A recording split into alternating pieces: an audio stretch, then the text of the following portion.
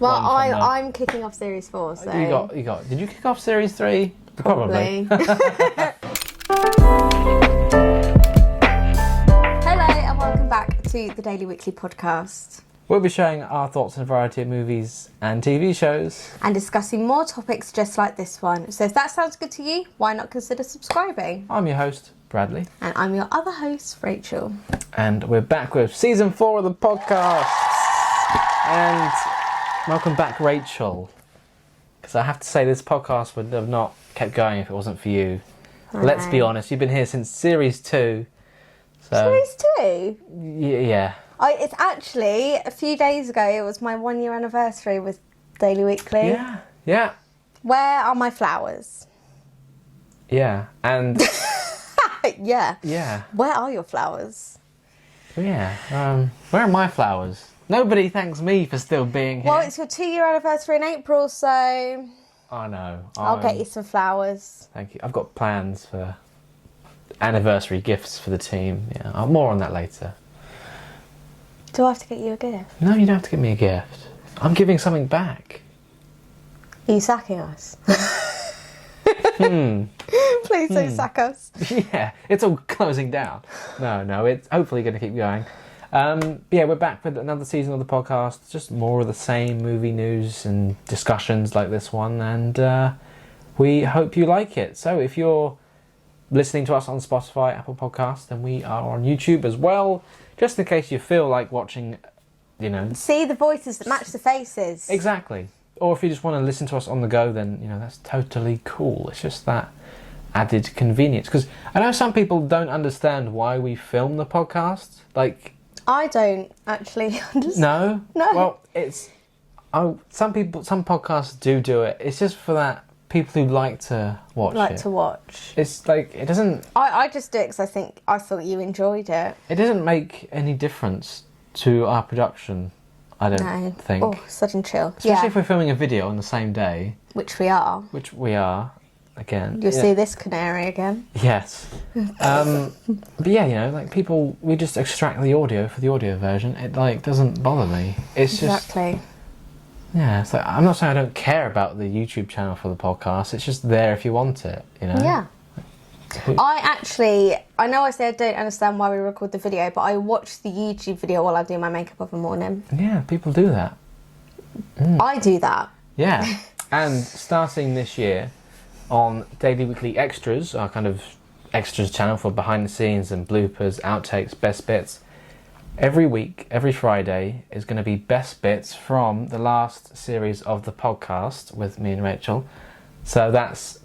might have already started by the time this episode goes out. So every Friday, there'll be some best bits. I don't know that. No? Isn't that a surprise? What a lovely surprise. Yeah. Oh God, I dread to think what our best bits are. Yeah. It's not best bits of the content, it's best bits of us. So it's... Just us? Well, I mean, mostly, because we were in more episodes together than...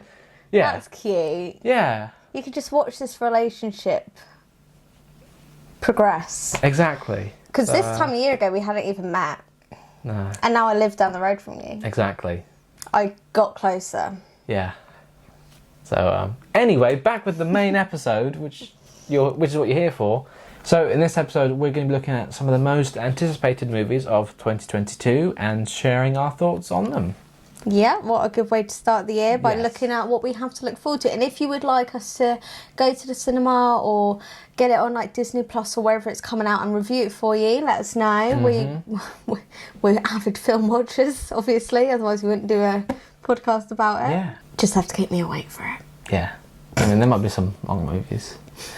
So, number one on our list is The 355, with the release date of January 7th. So again, this movie might already be out by the time of... It came out yesterday at time of recording. Well, yeah, there you go. Fun fact, we're recording today on January the 8th, 2022. So by the time this episode's out, some of these movies may have already begun to be released.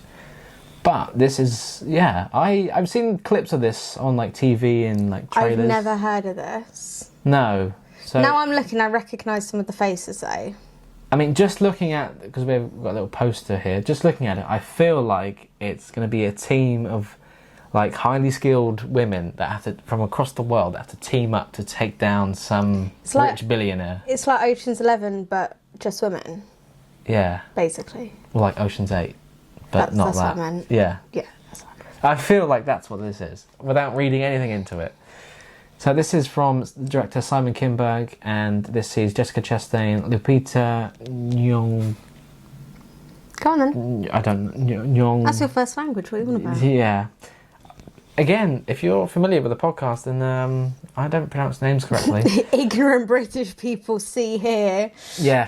Sometimes, even with just words in general, I read them, but I don't say them out loud, so I don't know how it's supposed to be. I'd say Nyong'o. Like the word facade. Oh, it's just facade, isn't yeah, it? I didn't know it was like... Did you say facade? Facade, until I heard it out loud. Yeah. That's how that's spelled. Anyway, yeah. Diane Kruger, Penelope Cruz, and Fan Bingbing teaming up for an all-star spy movie. Okay, so we were close. We were really close. Yeah. When a top-secret weapon threatens world safety, a CIA agent, Chastain, must join forces with a set of international agents to recover it. The 355 was originally scheduled for release in January last year, but was delayed to the pandemic, like a lot of movies. That is something we should probably say. A lot of these films were due to come out last year. Yeah, some or of them 2020. Yeah. Yeah. Like, that's sad. I feel sorry for them. We're just like stuck in 2020. We're like still... Yeah, so this is most anticipated movies of 2020. What should have been. Yeah, literally. Like, it's literally like living in the blip, isn't it? Yeah. Like, we're just trying to like catch up with everything. Yeah, so it's finally here. That looks insane. Maybe we should do a daily weekly trip. But yeah, I'm proud that I kind of guessed. Well done. I mean, plot from the post. Okay. What gave it away for you, Brad? No joking. I just feel like that's, I don't know, like a typical poster for what that. Strong ass women. Exactly. We love it. 2 on our list is Scream, which is a horror film. But it's coming out on January 14th, so in about a week's time from when we're recording. A decade after their last outing, Neve Campbell, Courtney Cox and David Arquette return for Scream. I haven't watched the Scream films. I know I keep saying how much I love horror, but this is one series I haven't watched. This is the 5th instalment, and it finds that trio searching for a new killer who's terrorising the once sleepy town of Woodsboro. It's directed by Matt Bettinelli Olpin and Tyler Gillette. And it's taken over from the old director Wes Craven, who died in 2015. So I'm not sure, because by the 5th instalment it's going to be rubbish, isn't it? I think with these movies, again, I haven't really seen them, but they don't take themselves too seriously, which is a good thing. I think if you've got Courtney Cox and David Arquette in one film, maybe that's just the Scream element. That's what makes it so horrifying. But it's... I think this movie, because they called it just Scream, they didn't call it like Scream 5 or whatever. Maybe that's to avoid... Maybe. Yeah. And like they want to bring in some new audiences, but I also feel like when movies have like sequels down the line that just use like the title, they don't number it. Yeah. Like it's kind of like how 25 years, so maybe it's like a reunion anniversary, bring it back. Just like that amazing Ghostbusters film. Exactly. Yeah, similar thing there. So I don't think I'm going to be rushing to watch this one. I'll watch it if it's like on telly, or it's one of those that I'd watch it if it was free. Yeah. Do you know what I mean? Yeah. But I'm not gonna go out of my way. No, I probably... Whereas I do quite fancy the 355. Yeah, like I wouldn't be, oh my god, I need to go to the cinema and see Scream. No, literally. You just scream at Scream. Yeah. Inception. I went, Number 3 on our list is Moonfall. Now, I've seen this trailer for this. It's a kind of typical world-ending kind of disaster movie. So an extinction-level event-sized hunk of rock is headed for Earth, and it's going to take a starry cast of scientists to save mankind. No, it's not Don't Look Up. Have you seen Don't Look Up? That new one. No, I wanted to watch it on the plane. Yeah. We should do a reaction to it. It's a long film, I heard. 2 hours? I don't know. I really want to watch it, though. Got a good cast, though. Yeah, for Netflix. But it's by frequent disaster movie director Roland Emmerich, who recruited Halle Berry, Patrick Wilson, John Bradley, Michael Peanut, Charlie Plummer, and Kelly Yu, and Donald Sutherland. Wow, that's a lot of actors. Good ones too. Are they making up crap storyline for good actors?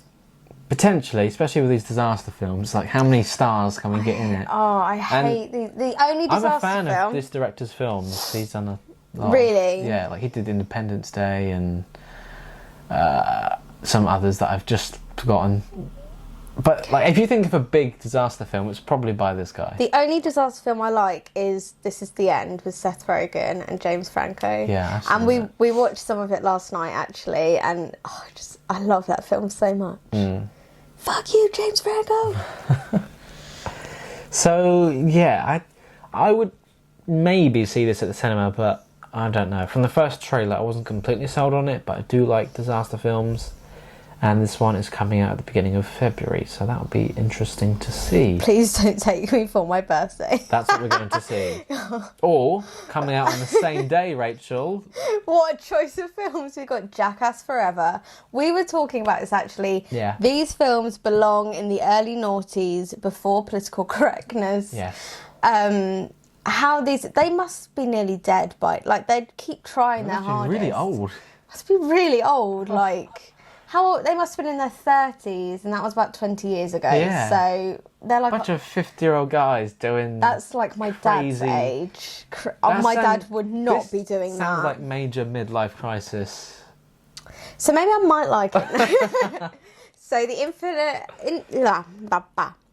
Infinite Madness of Johnny Knoxville, Steve-O, Wee Man, Preston Lacey, Dave England, Chris Pointius and Erin McGehee made its big screen debut in 2002, literally 20 years ago. 20 years, a handful of films and hundreds of stunts later, the gang returns for Jackass Forever, billed as the final instalment, thank God. Well, they've been saying that for years though. Please. Until the money comes around, we'll do one more. Maybe they all die in this one. Maybe this is it. Maybe this is actually it. But it does still have guest appearances from Eric Andre, Tony Hawk. Oh my God, Tony Hawk, Machine Gun Kelly. He's pretty old too now, isn't he? I thought he was dead. I thought he was like Nelson Mandela's age. No, he's the skateboarding dude. I know, he's been around forever. Machine Gun Kelly, Tyler the Creator and more, but noticeably missing its original Jackass performer Bam Margera, who is tied up in a lawsuit with his former collaborators after being fired from the film. Well, At least they got the same director. Jeff Tremaine. That same creative... I think you can you imagine if they went to any other director and like, we want to do no Jackass film, they'd be like, hell no. But hey, Jeff, let's make another one. Okay. I do want to go see this one though. Yes, so number 5 on our list is Death on the Nile, the sequel to the 2017 Murder on the Orient Express, starring Kenneth Branagh, returning as the role as Hercule Poirot for another whodunit with a star-studded lineup of actors. Gal Gadot's in it. Oh, and Russell Brand. Have I told you how much I didn't recognise him in this. He looks so different. I haven't seen the trailer at all. Like I don't know if he like cut his hair. They just really slicked it back. But yeah. I'll have really to watch different. it in a minute. But have I ever told you how much I love Russell Brand? I think you mentioned it. I'm so in love with Russell Brand. Yeah, he's pretty cool. We're definitely going. Yeah, he does a lot of I love cool him. stuff. He does some really cool stuff. Like Saint Trinian's era Russell Brand is my pinnacle. Yeah. So Death on the Nile, another Agatha Christie. Yes. Agatha Christie. I really liked Murder on the Orient Express. I did, yeah. I feel like we were quite mature for our age back then, but I did really, really enjoy it. So I didn't get to sit in the cinema. I really wanted to. I went with my I nan. had to wait to get it on Blu-ray, but it was a good watch. We went as a whole family. It was really cute. No, but I'm really up for going to see this one. So this is supposed to come out around February 11th, and this was delayed from probably, I don't know, maybe 2020, end of 2020. Yeah, because 2021. I didn't realise it came out 5 years ago. I know. That's mad. Yeah. Crazy. But it will be interesting. And Dawn French and Jennifer Saunders are in it as well. No way. Yeah. I don't know how much of a bigger role they have, but they're in it as well. Yeah. So I'm like, wow, that's amazing. That is insane. Yeah. Oh, I love that. So, Death on the Nile, yes. Next up, we have Uncharted, due to come out on February 18th, starring Tom Holland. Straight off the back of Spider-Man No Way Home. He is now starring in a Sony franchise. No, he's not. He's now starring in this adaptation of Naughty Dog's popular action-adventure video game series. I think I have played this. Probably, they're very popular. At some point in time. Yeah, there's a few of them. Tom Holland, obviously gorgeous. He will star as Nathan Drake, a globe-trotting treasure hunter who gets into some death-defying antics alongside his partner Victor Sully-Sullivan, played by Mark Wahlberg. What? And a villainous Antonio Banderas. Yeah. This looks insane. It sounds good. A lot of people are critical of it. Critical of it? Does that make sense? Critical of it. Yeah, because in the games, all these characters are much older, and this is supposed to be like a prequel, but people aren't very accepting of that at the moment. Yeah, no, he's only in his mid-20s, isn't he? They think he's too young to be playing this. Yeah, maybe he is, but I'm on the fence. He has been Spider-Man for a long time. Yeah. He just looks quite youthful. Good for him. Same as Andrew Garfield, though. Yeah, he does. He's 38, I think he is. Yeah. I had no idea. Oh my god, whatever I look older he's than got, those guys. Literally, I look so old at the moment. It's the Hollywood magic water, that's what it is. If that's what you're calling it. Yeah, so there has been some controversy over that, but on the whole, it looks pretty good. It does. Have there been many successful video game to movie adaptations? I was glad you mentioned that because I was going to go on to that point, and I think the answer generally is no. But Come on, Tom Holland. Come on, Tom Holland. If anyone can do it, it's Tom Holland with this movie. Yeah. I hope so. That'd be another interesting episode. He's such a babe. Yeah, but he's doing really well lately. I feel proud. And he's dating Zendaya. Like, what a cushy life he's having. He is living his best life right now. And he's just like a little guy from Richmond. Yeah. And now look at him. Oh, cutie. Oh, I'm so excited for this one. I feel like I keep saying that. I'm so excited. That's the idea. These are the most anticipated movies of the year. So we've got The Batman coming out in March the 4th, again, delayed from last year. Starring Robert Pattinson as the Caped Crusader, directed by Matt Reeves, in a gritty take on Batman. This new iteration focuses on Bruce Wayne's early days as the Caped Crusader and features a stacked cast of supporting villains and allies, including Zoe Kravitz as Catwoman, Paul Dano as Riddler, and Colin Farrell as Penguin. And that's going to be good. Jeffrey Wright as Commissioner Gordon, and Andy Serkis as Alfred Pennyworth. It's got a really good cast. And yeah. Have you seen Colin Farrell's transformation? I haven't. Like, he looks unrecognisable. It's like really? A completely different guy. Is it like when Joaquin Phoenix was the Joker? Probably even more so. Like, wow. You can kind of tell with the eyes. I think that's he's got the most amazing eyes, hasn't he? Yeah, but like if you put like side by side pictures, wow, I wouldn't know that was the same person. So that's two things we need to look after this. Yeah. Russell Brand in Death on the Nile, River on the Nile, Death on the Nile, and Colin Farrell as the Penguin. Yeah, and we'll put pictures on screen for those as well. Yeah, it does seem good. Yeah, my problem is they've done a lot of Batman recently. They have done a lot of Batman. And like, I think the goal is to kind of do a Spider-Man style crossover with multiple Batman in the future. Which, yeah, I'm not a big DC fan. No, my favourite is Ben Affleck as Batman, but I don't even have a favourite Batman because that's how not into DC I am. Yeah. I'm way more into Marvel. Yeah, me too. I think Batman's cool because he's Batman, but that's about it. Yeah. But I am looking forward to this. That will be interesting to see.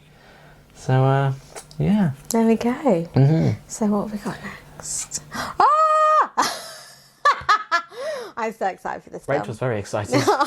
I've got the first one on DVD if you want to watch it. Oh, God. And I've got the I feel like I need to see the series. Yeah, no, I've got the series on box set as well. Of course you I'll do. be over tomorrow. Great. Downton Abbey, a new era, is coming out on March 18th. I believe this horror-loving thing loves period dramas, particularly Downton Abbey. I went to go see the first one in the cinema with one of my girlfriends, and we just loved it. So it's just so good. It's obviously based on the hit television series, and it's a sequel to the 2019 film, as I just alluded to. And it appears to be set in the south of France, around Tom Branson's second wedding. That's going to be beefy. Is it? Oh, I had no idea. There's so much beef in these period dramas. That's why I like them. They're all like gossipy. The principal cast of the first film are expected to return, including Hugh Dancy, Laura Haddock, Nathalie Baye and Dominic West.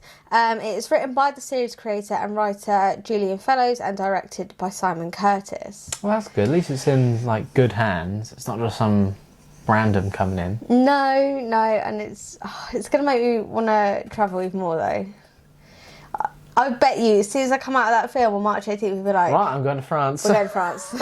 Get in the car, we're going to France. Sum it up briefly for me. What's it about? It's literally just about these families, like, and they're like obviously like quite upper class, but I'm trying to think when's it set, like early 1900s. Okay. And it's just really good. But most period dramas, they're like obviously set in a time period. But most of it's like real like drama. So obviously like back then it would have been like insane to like have an affair or anything like that. So when you hear someone's having an affair, you're like, oh my god. Oh, and I love Victoria as well, about Queen Victoria, because that was quite saucy. Does any of the like posh family members have like affairs with the staff? I can't tell you that. Oh, that's probably happened. That'd be a good plot point.